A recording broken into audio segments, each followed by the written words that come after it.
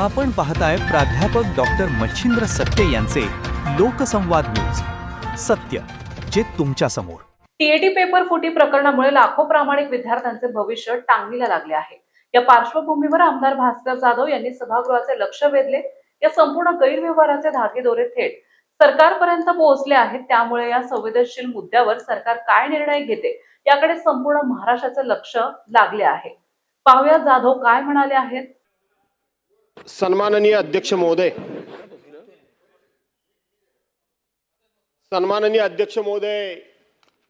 देशामध्ये आणि राज्यामध्ये पेपर फुटीचं प्रमाण हे इतकं वाढलंय आणि देशामध्ये आजपर्यंत जेवढी पेपर फुटीची प्रकरणं झाली त्याच्यामध्ये 2 नंबरला महाराष्ट्र आता आलेला आहे. अध्यक्ष महोदय, काल परवा नीटचे पेपर फुटले, त्यातले 11 पैकी 7 आरोपी आपल्या महाराष्ट्रातले मिळाले.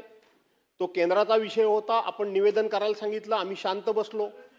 परंतु अध्यक्ष महोदय, टीईटी सारखी परीक्षा की जे या महाराष्ट्रातले प्राथमिक शिक्षक आहेत त्या शिक्षकांच्या गुणवत्तेसंदर्भामध्ये ही परीक्षा जर तुम्ही घेतली नाही तर तुम्हाला सर्व्हिसमधून निष्कासित करण्यात येईल किंवा तुम्ही रिटायर झाल्यानंतर तुम्हाला जो काही शासकीय लाभ मिळणार आहे तो मिळणार नाही असं सांगितल्यामुळे ही परीक्षा झाली.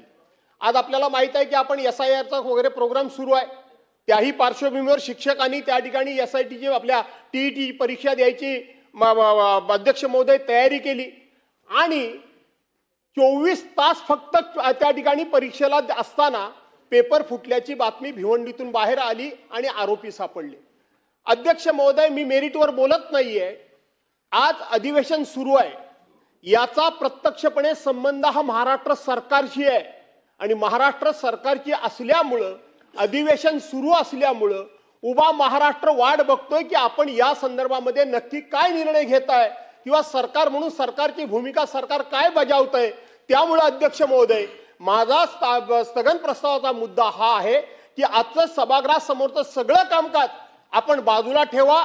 हा स्थगन प्रस्ताव पूर्णपणे निकषामध्ये बसत असल्यामुळं आपण तात्काळ या स्थगन प्रस्तावावर सभागृहामध्ये चर्चा सुरू करावी अशी आमची मागणी आहे. अध्यक्ष महोदय.